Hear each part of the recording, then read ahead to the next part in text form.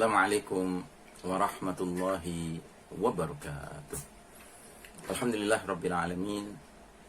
Wassalatu wassalamu ala ashrafil anbiya wal mursalin Sayyidina Muhammadin wa ala alihi wa ashabihi ajma'in. Faqala Allah Ta'ala fi kitabihil karim ba'da a'udzu billahi minasyaitonir rajim. Ya ayyuhalladzina amanu taqullaha haqqa tuqatih wala tamutunna illa wa antum muslimun. Jamaah sekalian rahimakumullah, alhamdulillah hari ini kita di hari Senin tanggal 7 bulan November 2020, tanggal 21 Rabiul Akhir 1442 Hijriah, dan kita masih melanjutkan bahasan ayat-ayat pergantian generasi atau ayat-ayat mengenai kriteria jundullah, tentara Allah, surat Al-Maidah 54, 55, 56. Dan kita hari ini memasuki kriteria berikutnya, wala yakhafuna laumata laim, dan mereka tidak takut terhadap cercaan atau celaan orang yang mencerca atau mencela.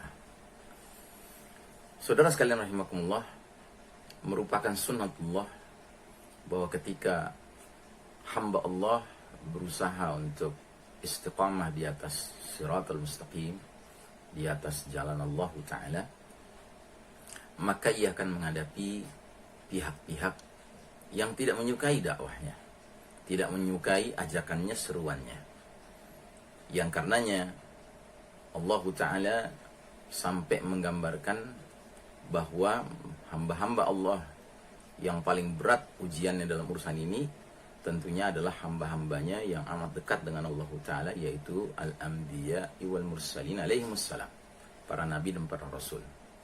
Makanya Nabi pernah mengatakan, ya, asyaddul bala, ya, seberat-beratnya bala yang dihadapi adalah yang dialami para nabi. Tsummal amsal, tsummal amsal, kemudian yang berikutnya, kemudian yang berikutnya, dan seterusnya. Jadi derajat ujian yang terberat itu selalu para nabi yang mengalaminya.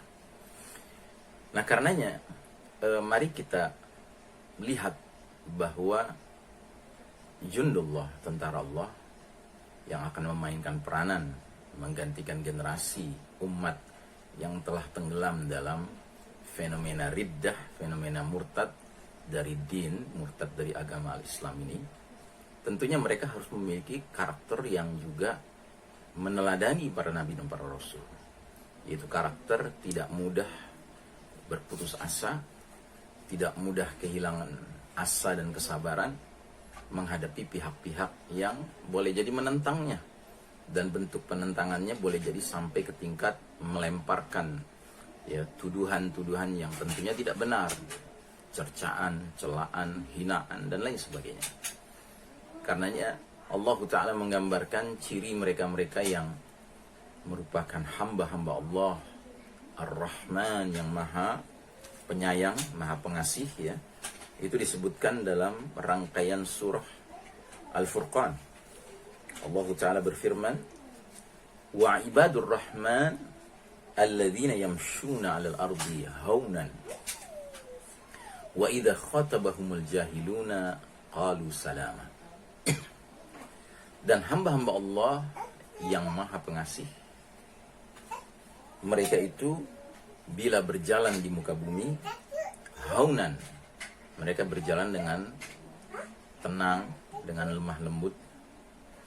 Wa idza khatabahumul jahiluna, dan apabila orang-orang jahil menggoda mereka, membuli mereka, ya, berusaha memudaratkan mereka, justru mereka membalas dengan balasan qalu salama. Mereka membalas dengan salamah, perdamaian atas kalian. Jadi mereka tidak terprovokasi, tidak mudah, ya, emosinya muncul menghadapi pihak al-jahiluna ini, orang-orang yang jahil ini. Begitu juga dalam surat Al-Isra di ujung surah, ketika Allah Ta'ala memerintahkan hamba-hambanya untuk mengajak hamba lainnya berada di atas sabili rabbik, sabilillah, jalan Allah Ta'ala, Allah berfirman, Ud'u ila sabili rabbika bil hikmati wal mau'izatil hasanah wajadilhum billati hiya ahsan. Dan serulah manusia ke jalan Rabbmu dengan hikmah, dengan wisdom, dengan kearifan, wa mau'izatil hasanah, wal mau'izatil hasanah, dan dengan pelajaran yang baik. Wajadilhum billati hiya ahsan, dan berdebatlah dengan mereka dengan debat yang baik, ya. Jadi Allah Maha tahu bahwa ketika hamba-hambanya, para duat, para pengikut jalan nabi-nabi Allah Ta'ala, para da'i, para penyeru ke jalan Allah, sedang menjalankan tugas berdakwah mereka, maka akan muncul kalangan yang tidak setuju dengan konten dakwah mereka, dan mereka akan mengajak berdebat. Tetapi Allah sudah peringatkan jauh-jauh hari, wajadilhum billati hiya ahsan. Debatlah mereka dengan debat yang baik, jangan dengan debat kusir.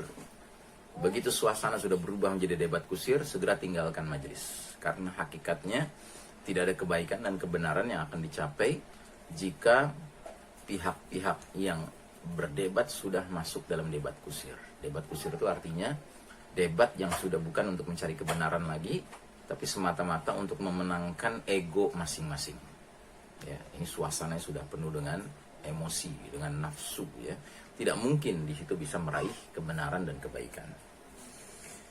Kemudian kata Allah Ta'ala, inna rabbaka huwa a'lamu biman dhalla an sabilihi, dan sesungguhnya Allah Ta'ala dia yang lebih tahu tentang siapa orang yang tersesat dari jalannya.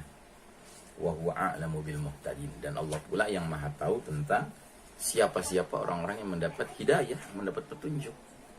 Jadi tugas dari jundullah, tentara Allah, ya, penyeru ke jalan Allah, adalah yang penting menyampaikan, mengajak orang ila sabili rabbik, ila sabilillah, menuju jalan Allah. Ya, soal mereka menerima atau mereka menolak, apalagi sampai mencela, mencerca dan seterusnya, itu bukan hal yang di dalam kekuasaan kita. Ya, memberi petunjuk itu sepenuhnya adalah hak Allah Ta'ala. Yahdi may yasha wa yudhillu may yasha. Allah beri petunjuk siapa yang dia kehendaki, Allah sesatkan siapapun yang Allah kehendaki. Nah, jadi saudaraku rahimakumullah, ini surat Al-Isra. Kemudian ada lagi dalam surah Fussilat, ya. Kita temukan bahwasanya Allah Ta'ala berfirman, wa man ahsanu qawlan mimman da'a ila Allahi wa 'amila salihan wa qala innani minal muslimin. Dan siapakah yang lebih baik ucapannya daripada orang yang menyeru, memanggil, mengajak ke Allah, ke jalan Allah maksudnya, ke dinullah maksudnya, wa 'amila salihan, sedangkan dia beramal saleh, wa qala innani minal muslimin, dan dia berkata sesungguhnya aku ini termasuk kaum muslimin. Identitasnya jelas, ya. Islam sebagai identitas, ya. Wala tastawil hasanatu walas sayyi'ah, dan janganlah atau tidaklah sama antara yang baik dengan yang buruk. Al hasanah was sayyi'ah, idfa' billati hiya ahsan, tolaklah yang buruk itu, ya, billati hiya ahsan, dengan cara yang baik. Fa idzal ladzi bainaka wa bainahu adawatun ka'annahu waliyyun hamim, maka seketika orang yang antara kamu dengan dia ada permusuhan menjadi seolah-olah seperti teman akrab. Ya, Masya Allah Ta'ala. Jadi ada kalangan yang mereka itu menunjukkan penentangan terhadap dakwah, ternyata bukan karena semata-mata menentang, tapi karena sebenarnya dalam dirinya masih ada ketidakpahaman dan dia tidak puas dengan ketidakpahaman itu. Namun ketika seorang hamba Allah yang tugasnya berdakwah mampu mengendalikan akhlaknya, mengendalikan emosinya, sehingga dia tetap, ya, menolak keburukan penolakan itu dengan cara yang baik, apa yang terjadi? Yang terjadi adalah yang tadinya bermusuhan bisa menjadi teman yang akrab, sekalipun dia belum tentu segera menerima ajakan itu. Tapi setidak-tidaknya dengan kebaikan akhlak sang da'i, ya, sang pejuang di jalan Allah itu, maka si hamba yang asalnya menolak dengan cara yang keras, akhirnya masih mungkin berbeda pendapat, tetapi setidak-tidaknya sudah ada hubungan yang baik. Yang tadinya hubungan seperti permusuhan menjadi seperti teman akrab. Dan tentunya kalau manusia sudah memiliki keakraban dengan seorang dai, seorang pejuang di jalan Allah, maka si dai tersebut sangat mudah untuk terus mengajak dia berdialog, berkomunikasi, dan itu berpotensi untuk membuka pintu-pintu datangnya turunnya hidayah kepada hati si hamba tersebut, ya. Nah, jadi saudaraku rahimakumullah, sekali lagi kami ingatkan bahwa wala yakhafuna laumatal laim, mereka para jundullah, para penyeru ke jalan Allah, tidak takut terhadap celaan orang yang suka mencela, cercaan orang yang suka mencerca. Ini adalah karakter, ya, yang harus dibangun. Sebab kita manusia yang penuh kelemahan ini saja, ya, bagaimana tidak dengan mudahnya kita akan diberikan black labeling, ya, stempel-stempel negatif dari pihak-pihak di sana. Sedangkan Nabi saja mendapatkan stempel-stempel negatif, yang itu seringkali sangat berat sekali stempel itu. Contohnya dalam surat As-Saff ayat ke-6. Kita temukan ayat di mana Nabi Isa alaihissalam memperingatkan Bani Israel bahwasanya kelak akan datang Nabi akhir zaman, ya, sampai disebutkan namanya, ya. Tapi lihat reaksi mereka.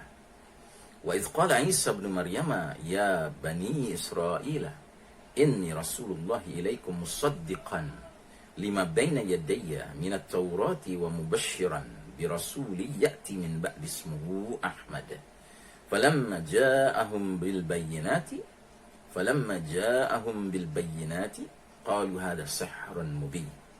Dan ingatlah ketika Isa alaihissalam ibnu Maryam berkata, hai Bani Israel, sesungguhnya aku ini utusan Allah untuk kalian, membenarkan apa yang ada pada diriku, yakni Injil, ya, dan minat Taurati, dan juga Taurat, dan aku memberi kabar gembira dengan kedatangan Rasul setelahku yang namanya Ahmad.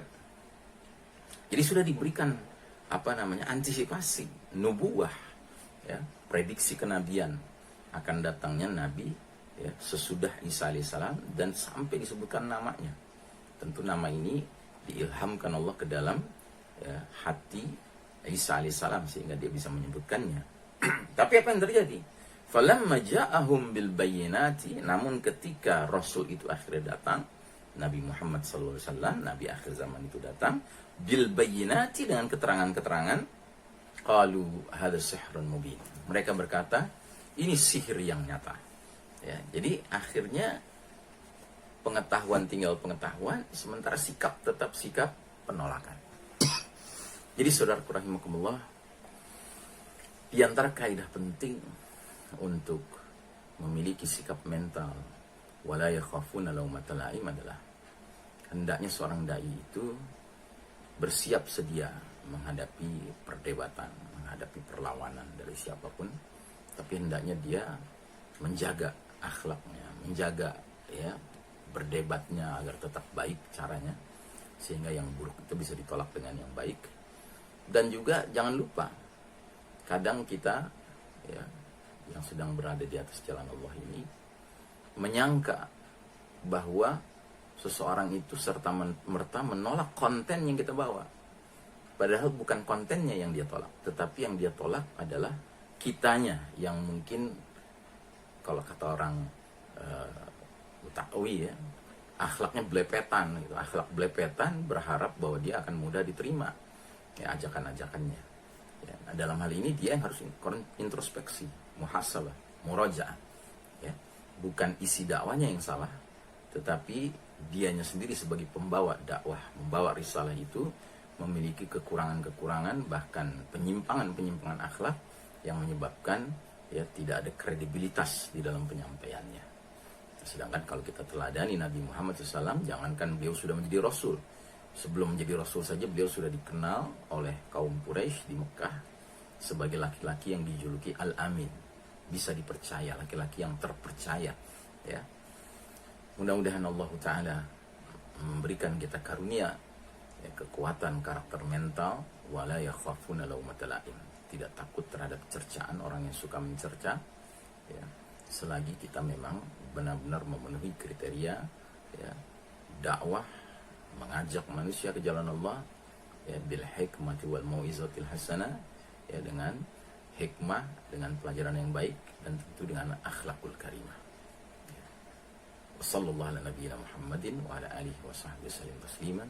Walhamdulillahi rabbil alamin. Wassalamualaikum warahmatullahi wabarakatuh.